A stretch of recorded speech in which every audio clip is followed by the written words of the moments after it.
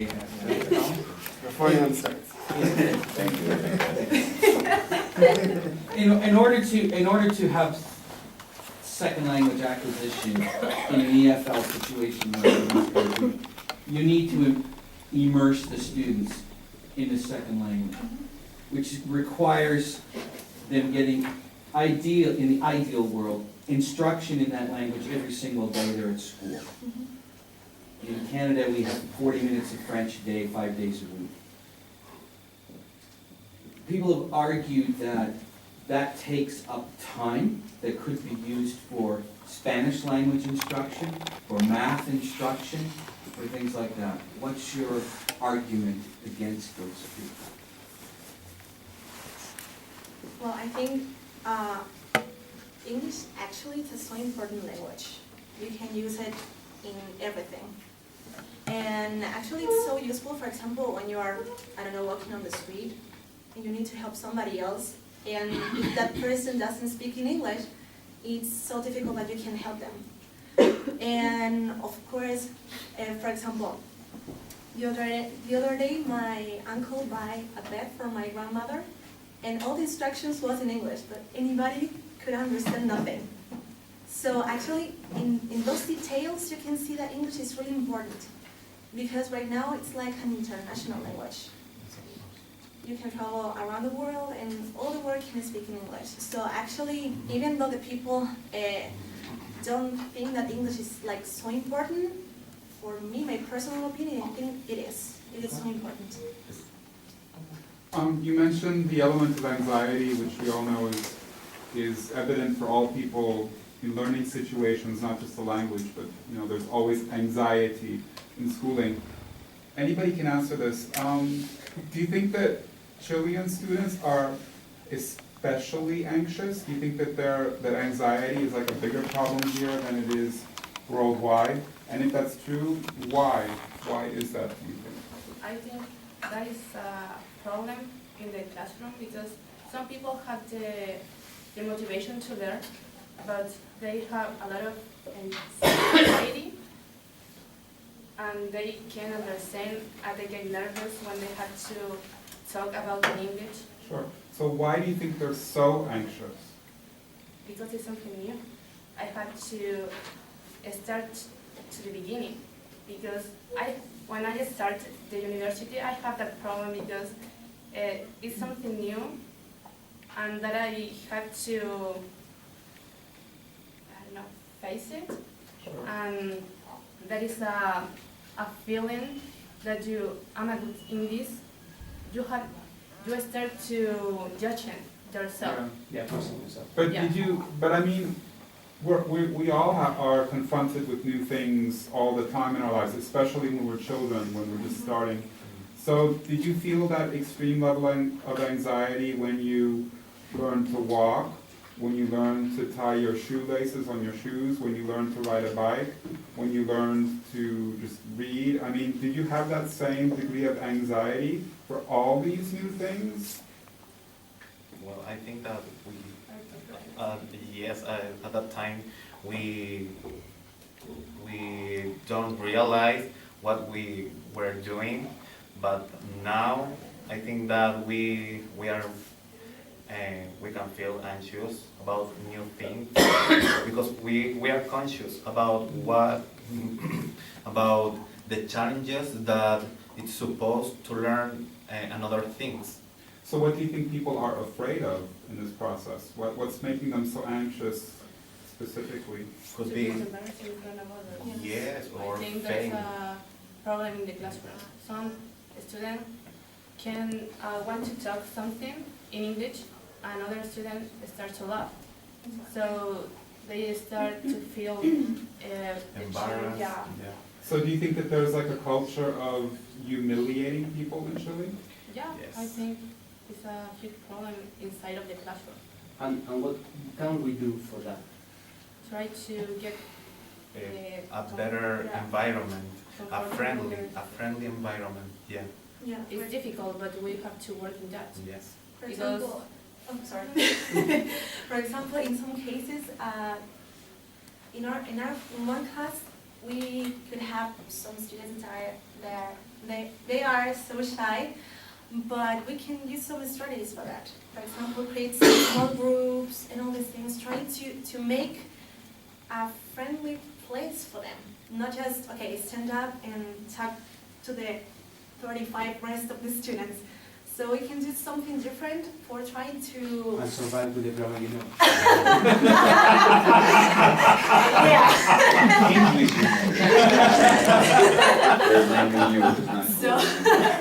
So we can use those strategies to try to, I don't know, that the students can feel comfortable in the class when they need to face a new language as English. Yeah, or when students say, oh, I cannot learn. We as a teacher have to motivate to the students to be part of the content and obviously support them with all this stuff. I mean, we have the elements. We have to trust in them and give them in a good Okay. way. Okay. Okay. You mentioned earlier that the objective, in general terms, was to make this country bilingual. Do you think that's practical? Do you think that's achievable, to make this country bilingual? It's, well, I think right now, I think that is really hard because, as I said before, we don't have an English culture. Just for the celebration thing and other stuff, but if we want to make this country bilingual, we need to have other elements. For example, we need to know the origin of the English, the history, because it's really important. Those elements are really important to convert our knowledge. Sorry. You have to know that if you want to study English, you have to have money because it's expensive. If you pay for a course for English in English, you have to have money to study, I think. That's And also debatable. the factors, yeah, I was the history impact, how English predominate in the world and how predominate in our culture. For example, it's a good thing that we have to consider it for make this country bilingual country. But couldn't that be like a bad thing too? Couldn't people say, I don't want to participate in this dominance of English or something? Well, they are free because, for example, in Nigeria, the main language is English, but they have 5,000 languages more. Maybe 500, yeah. Yeah. More than 500 languages. So I think that we have to follow these patterns of other countries in order to make this country bilingual. And of course, it's a process because we cannot just, okay, we want a bilingual country and tomorrow, okay, we're bilingual. No, of course, it's a process. We need to try to change the mind of the society. Of course, it's kind of difficult, but it's a process. We need to try to be English like a friendly thing. Yes. Not just, okay, English or something like that. You It's have to something. learn, no? I don't know if you agree with me, but I believe like the first step to become bilingual, independent of when, is basically to value your own culture. Exactly. For sure. Exactly, definitely. You cannot turn into bilingual without valuing your own culture. even though that you can find lots of information in English. At least in Chile, other countries of America, it's not possible. Because if you take the subway, you see things in English, or you have the option if you call the government or an office, they say like press 3 for English, at least. Yeah. So things are changing. I have a question for Carolina. You said something about, well, something I hear many times, you know. The way we teach English has to change, has to be transformed into something more dynamic. How do you think we can do that? What will be the final objective? Because most people start learning English, maybe they take I don't know, a course for 3 months and then they drop out. Yeah. Or, and then they say, maybe this was not for me. This hasn't been really helpful. What do you think we have to do in order to transform that? Well, change that? actually, unfortunately, in our country, there is the thing that the teacher stands in the front of the class and talk, like they receive information, not you. Receive information all the time. But I think sometimes the students they could have the possibility to practice it more. Because, yeah, just... So Caroline, you're talking about moving from a passive situation to an active situation, such as? Exactly. Trying to practice all the things that they learn in the classroom. Because, well, in my case, in my high school, I just was sat down and listening to the teacher. The verb to be. I was an expert on verb to be. That's the only thing that I knew. But here in college, I started to practice all these things. Of course, we had the possibility to learning all the grammar, but of course, we had the possibility in the language classes to put in practice, doing presentations, trying to do another things. So actually, was a dynamic way to put in practice all the things that we learned before. Like you're doing right now. Exactly. So I think that could be interesting enough for the students to be more active, more than just in a passive way. Any questions? Yeah, go on. Well, touching on anxiety again. Well, you had the you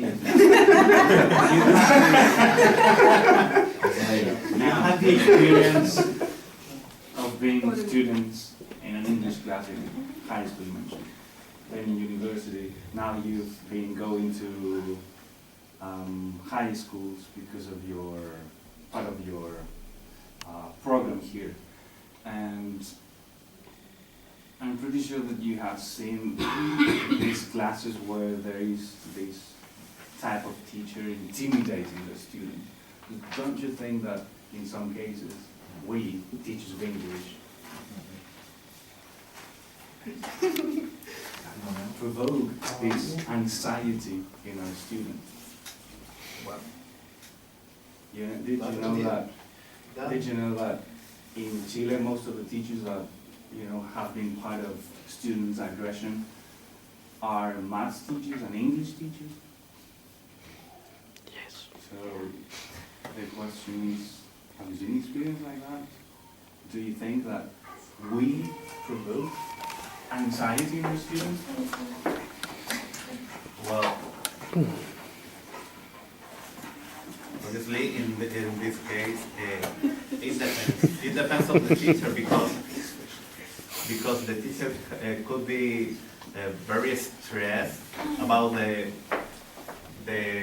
all the things that they have to say, they have to do. Obviously, this stress can be transmitted to the other students.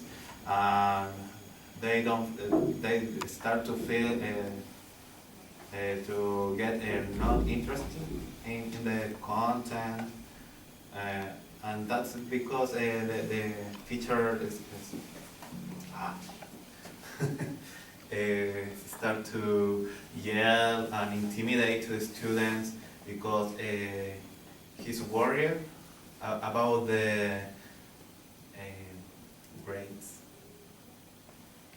It's usually, yes. Sometimes teachers are interested in grades, that everybody had to have good marks, and start to make work, practical work, and they don't feel interested in the learning process, because this is our culture.